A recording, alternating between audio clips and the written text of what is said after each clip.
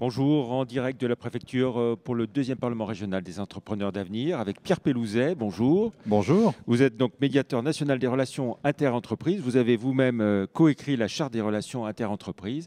Est-ce qu'on progresse justement en matière de relations interentreprises?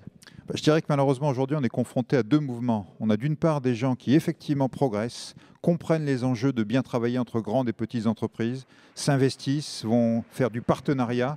Et puis parfois dans la même entreprise, parfois dans d'autres, des gens qui sont encore dans le court-termisme absolu, qui vont retarder les paiements, qui vont faire des ruptures brutales de contrat, toutes ces choses qui font que la confiance n'est pas encore là et on a vraiment besoin de cette Et confiance. la relation entre donneurs d'ordre et sous-traitants, c'est toujours compliqué aussi? Et justement, c'est exactement ça. Ça reste très compliqué pour toutes ces raisons-là. Rupture brutale de paiement, contrats qui ne sont pas respectés, tout ça fait qu'on a du mal. Alors expliquez-nous un petit peu le rôle que vous jouez, médiateur national, on a dit, et vous appuyez sur des équipes en région. Tout à Comment est-ce fait. que tout ça fonctionne? Alors, notre but, comme je le disais, c'est de restaurer la confiance. On est là pour faire en sorte que les entreprises travaillent mieux ensemble, parce que si le patron de PME notamment n'a pas confiance, même s'il reçoit des bons de commande, il ne va pas y croire. Il ne va pas y croire parce qu'il n'est pas payé, parce que ces bons de commande vont être renégociés en cours d'année, parce qu'il y a tout un tas de choses qui font qu'il n'y a pas cette confiance, et donc pas d'emploi, pas d'investissement.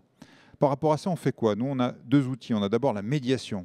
Médiation, c'est un réseau de médiateurs sur l'ensemble du territoire. Ici, il y en a 4 en région Rhône-Alpes, qui sont là à proximité, à disponibilité pour toutes les entreprises. Alors ça marche de manière très simple. Une entreprise qui, par exemple, n'est pas payée par son client peut nous saisir en allant sur Internet, sur médiation-interentreprise.fr.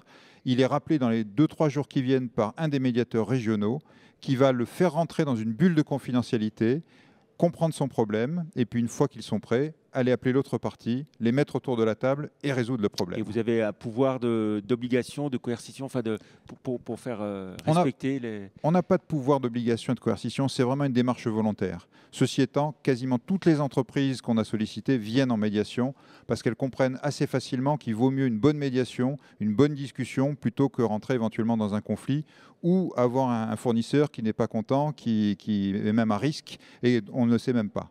Donc, les entreprises viennent et ça marche bien puisqu'on a 80% de réussite aujourd'hui. Vous êtes saisi par combien d'entreprises à peu près chaque année? Alors, un très grand nombre d'entreprises.